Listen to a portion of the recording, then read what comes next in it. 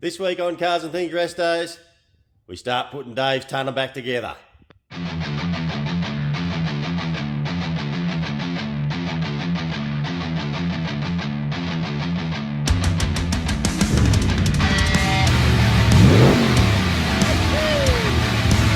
morning, guys. We're here at the Holden Bottom Wharf.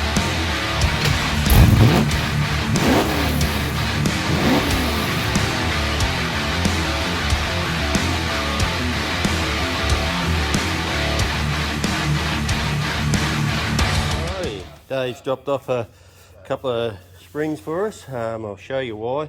They are a matching pair of rear ute springs. They're not tonner springs, they're ute springs. And someone's put a couple of different types in here. So this one is like that, and that one looks like that. So they're a different type of spring. So I said we'll get another one, we'll match it, and he went and got another two.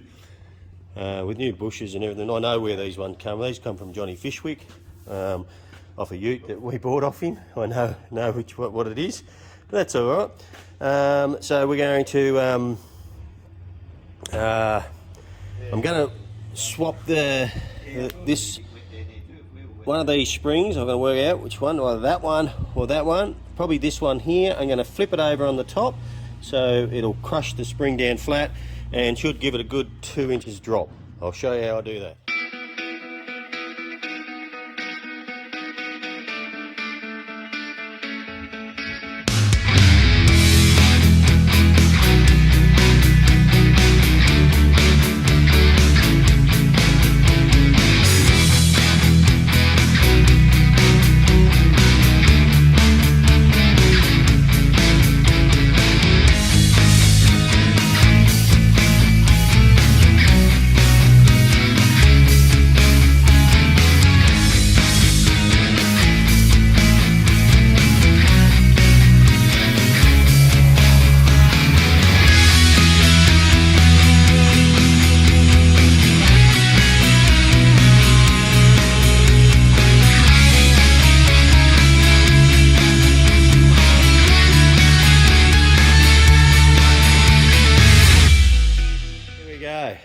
So there we go, we flipped that middle spring over. That's how much flatter it is. And that'll give us our 2 inch drop that we need. And should be low enough. Anyway, we'll do this other one and we'll stick it in the car.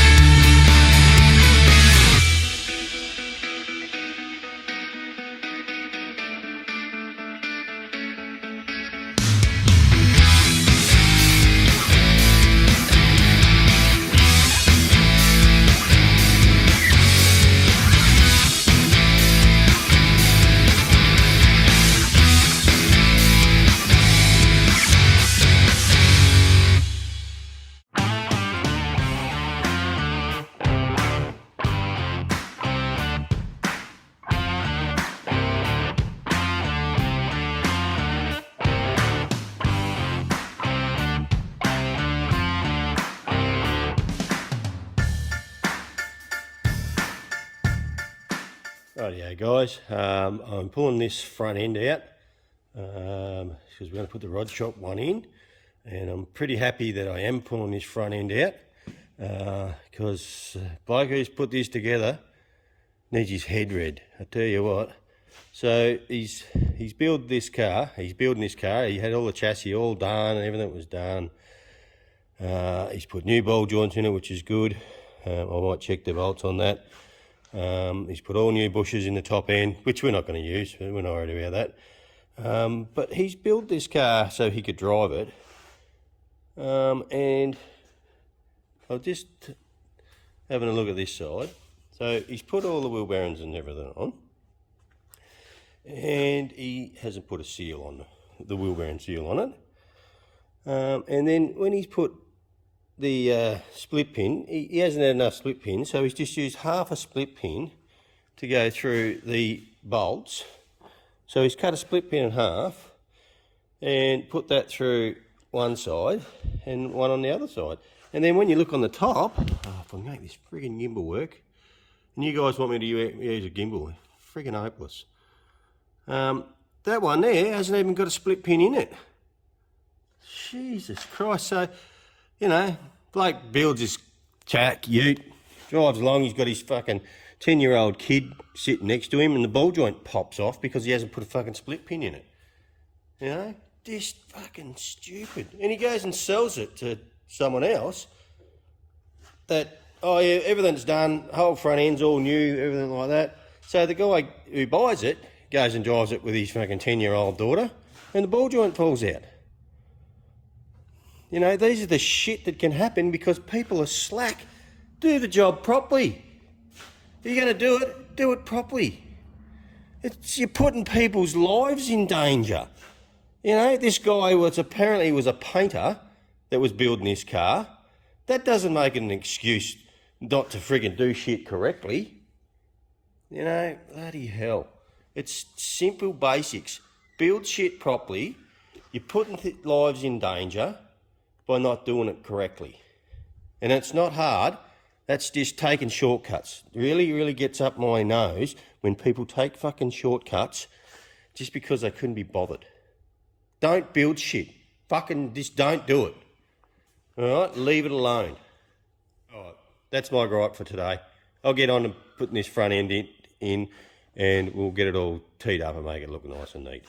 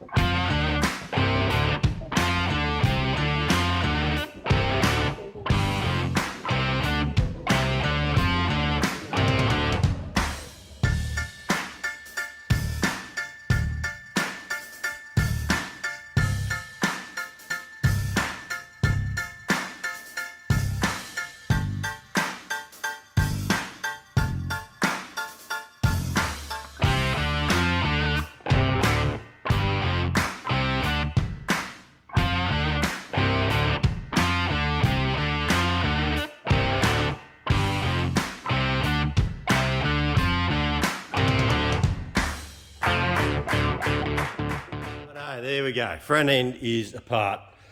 A little bit of trouble, not trouble, just different size bolts used in it. Just crazy. And anyway, get what you can, I suppose. Alright, it's all apart. Okay, so now I'm going to pull all the rod shop gear out of the box and piece it all together and put it on. I'm not going to show you that. I've already done it on another video in the HZ build when I started putting the HZ together.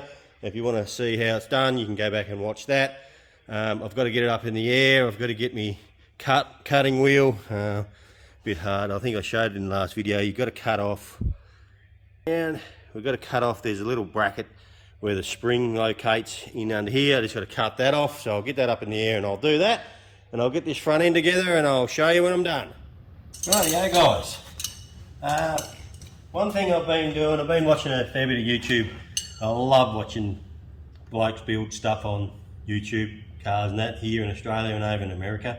But one thing that I have noticed that a lot of them do, or these guys are just the normal Joe Blow, putting stuff together, not qualified mechanics, which is understandable. They haven't been in the trade to know exactly what goes on.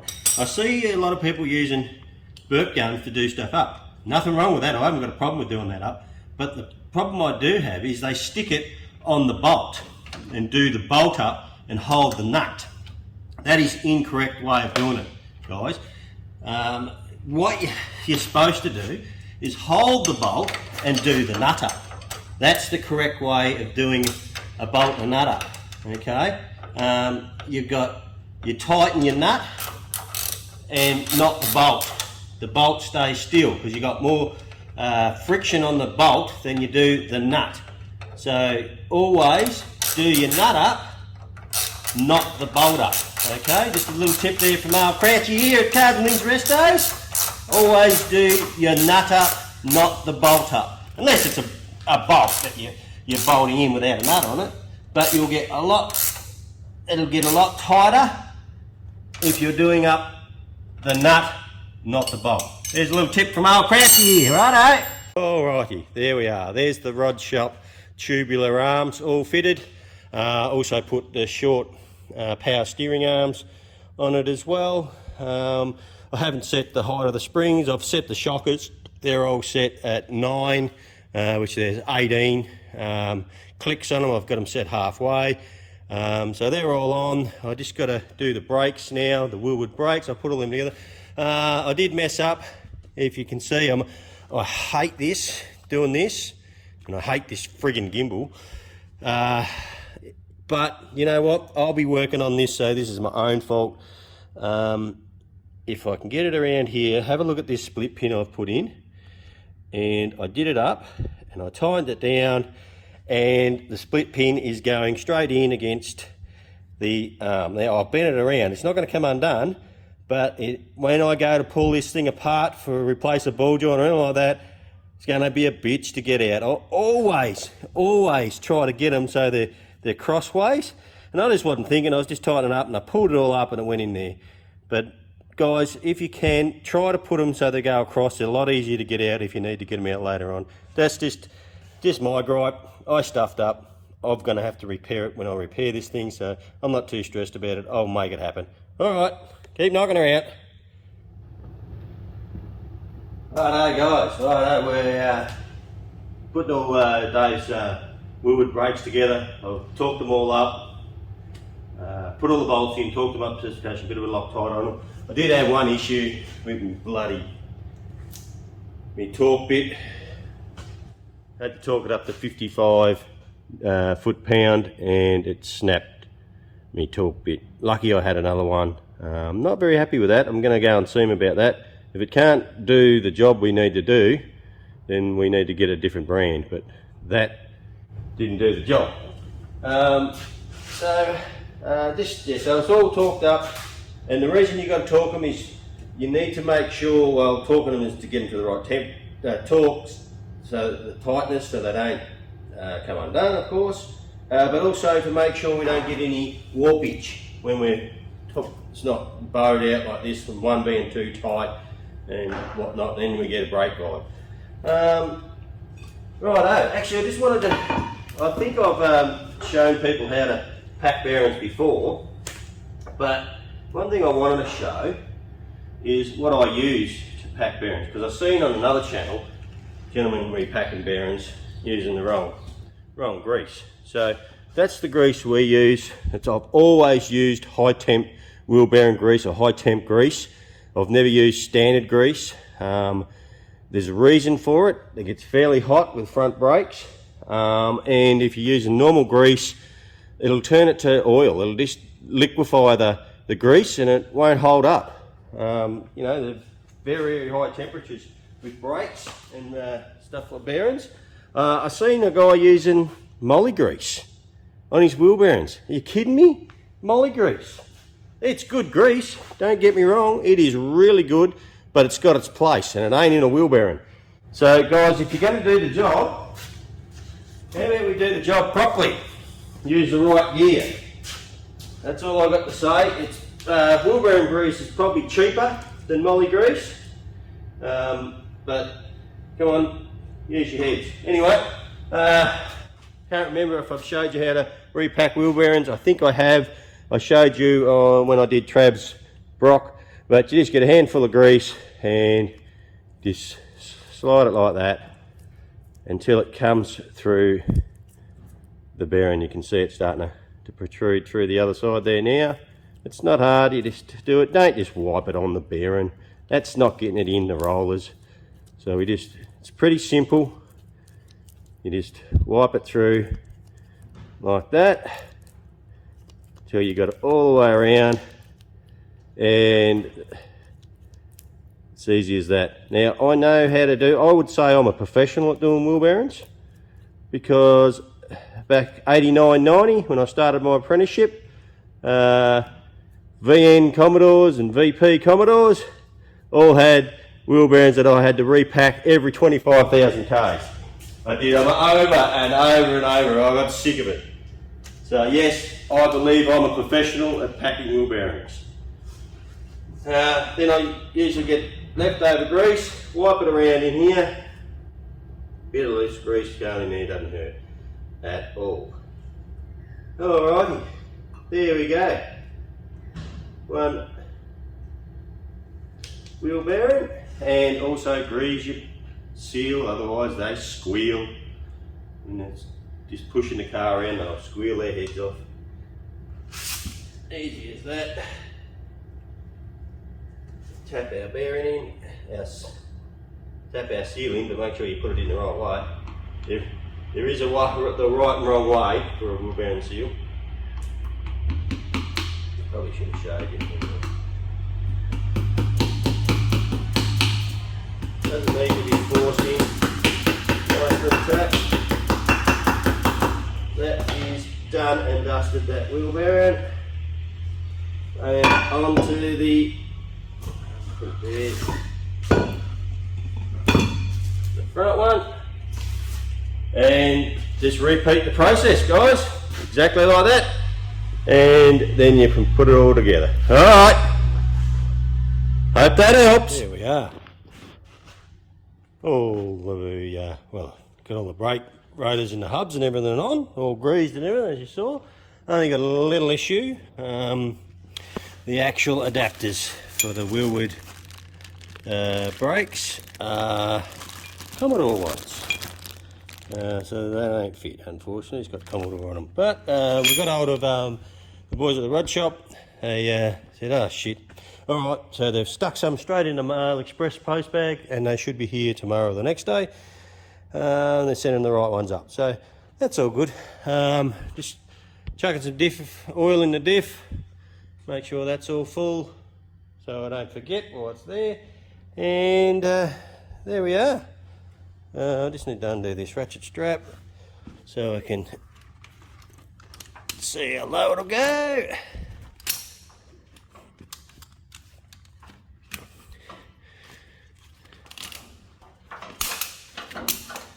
Get it off the hoist.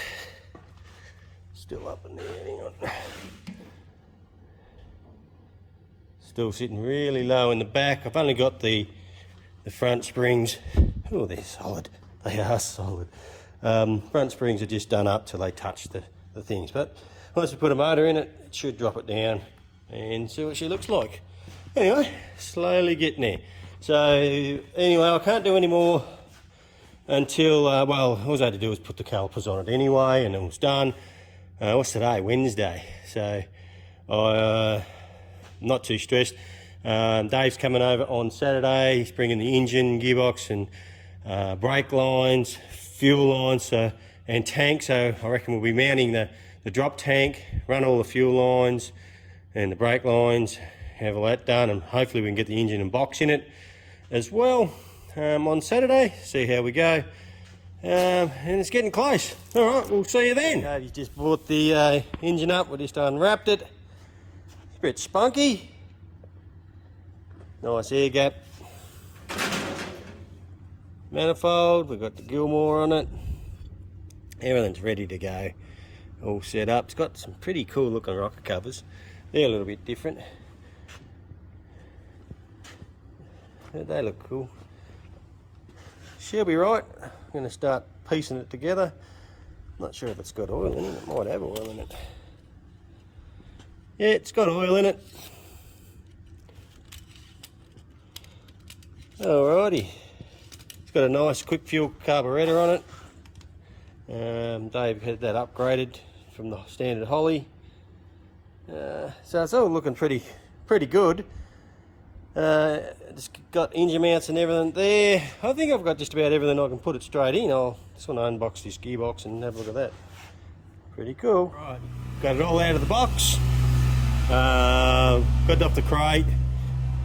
Just got it on the engine stand, bolted up the gearbox. Put the converter in and measured it up, and I had to give it a 2mm spacer, which was I just used a washer to get our setback. We had 8mm, so we've got 6mm setback. 5/6 is fine. That allows for expansion of the torque converter, and it's come out of the gearbox here nicely. Okay, engine mounts are on. Going to stick her in, see if I can make it fit. Alright, so there we go.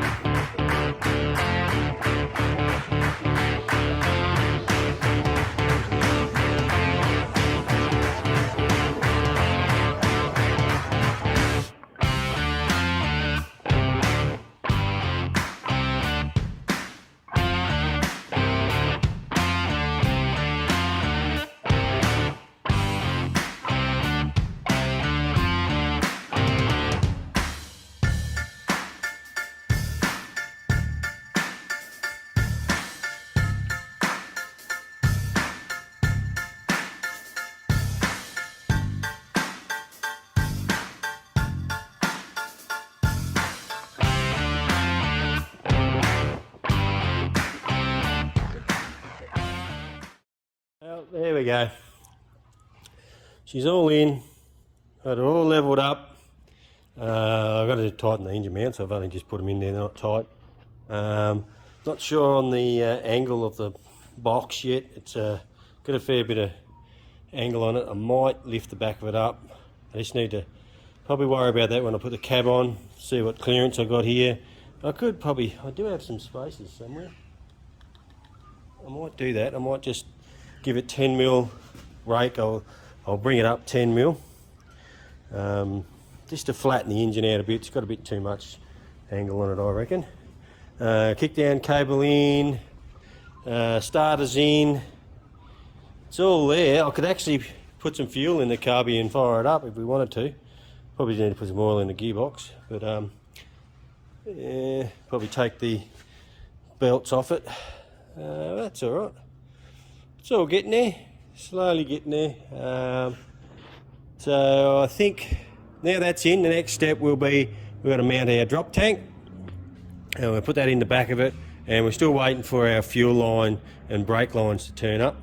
Should be here tomorrow, fingers crossed. We can start running all those and put the tank in it. So there we go.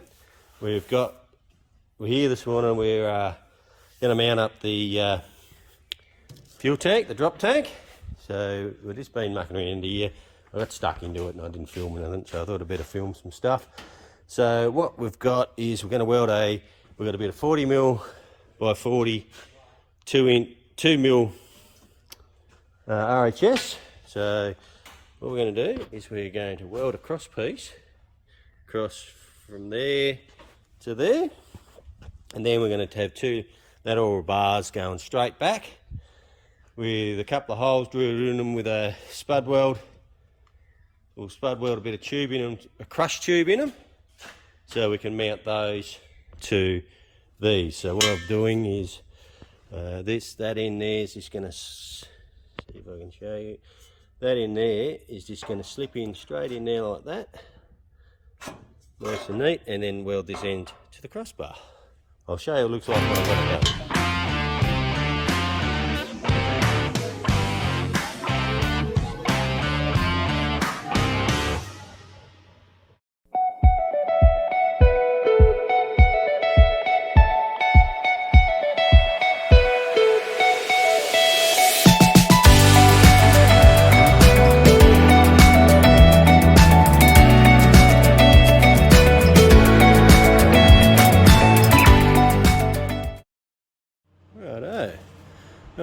is all tacked in. I just bored out these hole mounting holes here. So 10mm hole drilled in them, and then I bored it out to 16mm hole because Dave is just cutting some round pipe for us to put in there for our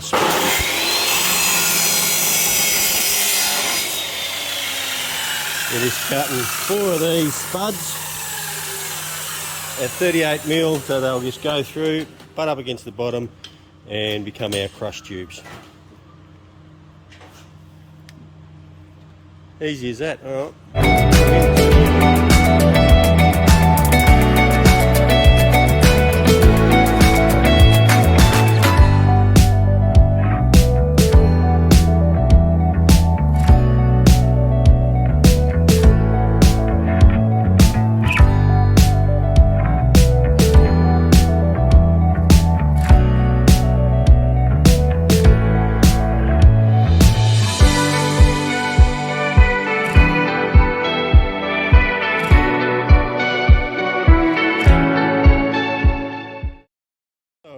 As you can see, we've just welded it off. So got a couple of good welds. There's a couple that aren't 100%, but they'll do. Dave's going to get on the old flapper disc and clean them up and hide my mistakes. Hey, Dave. Yep. It'll be good. All right, and then we can put it back on the hoist and chuck the tank in it and see what it looks like. Alrighty, there we are. She's in. It's not too high, not too low. So, time we put the tray on, it's going to come down and cover that bar. It's probably going to come down maybe an inch, Dave, 20mm. Yeah. Anyway, looks all right. So she's in, done and dusted. So now we've got to plumb it. Hope we've got some outlets, have we? 2 outlets on the top. There returns. Where's the out? Where's the pickup? There. Oh, yeah. Beautiful. All right, let's get stuck into that. All right. You talked me into firing it up. How many am I? Oh yeah. Wasn't hard to do. I'm a bit nervous myself. Bit of fuel. We'll see if it splutters.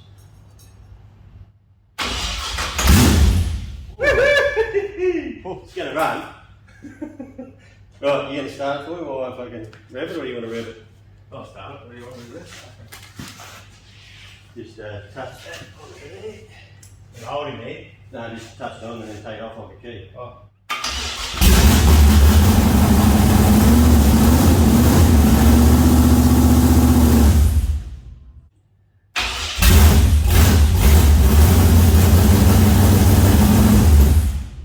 Take that yoke out? No, but it must be in gear, so let's put it in park, shall we? Might be a fucking smart move.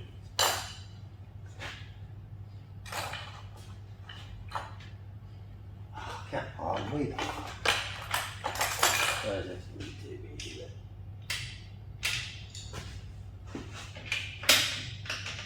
it? Alright, there we're in park, so that should spin. Alright, let's go again. We've got enough fuel. Yeah, it's got a carby full. Okay. Right. It'll run out later. You go.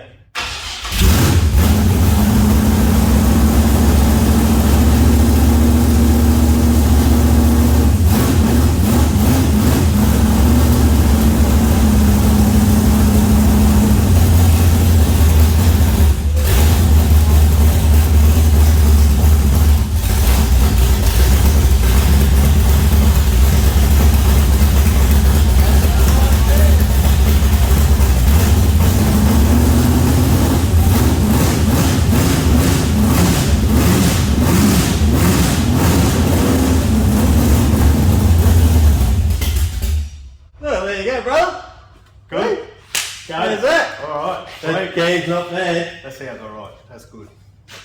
Happy. Happy. That was the actual very first starter. You probably have seen from the word go, so they've done a good job. That timing sounds really spot on everything.